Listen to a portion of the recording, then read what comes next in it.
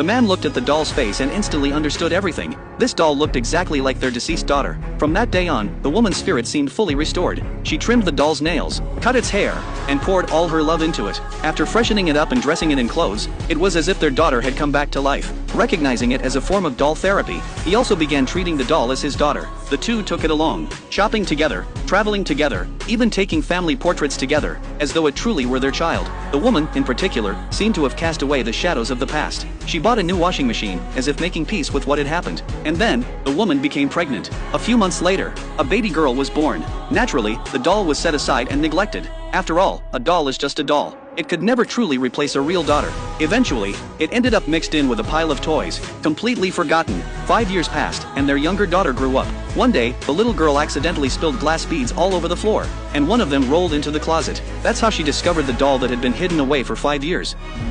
ママ、あやちゃんと遊んでいい？え？誰？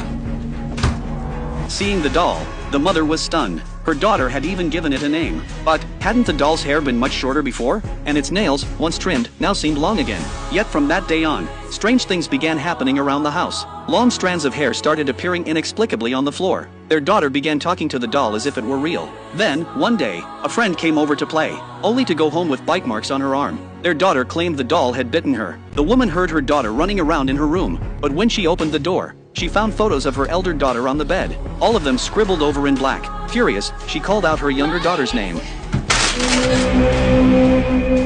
Just then, the little girl walked in from behind her. She demanded to know why her daughter had blacked out the photos, but the girl denied it and said the doll had done it. Kindergarten had assigned a project, where the children were asked to draw something they liked. Yet the girl drew a picture of two people hanging themselves, and a child being burned alive in flames. When her teacher asked why she drew such things, the girl calmly replied that the doll had told her to. That night, the woman distinctly felt her daughter crawl into bed beside her, but when she opened her eyes,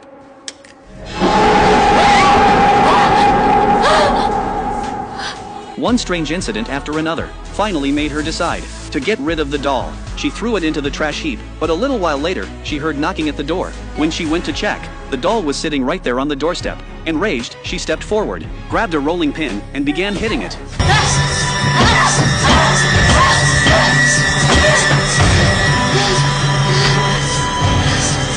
But when she turned around, the doll was sitting on the bed.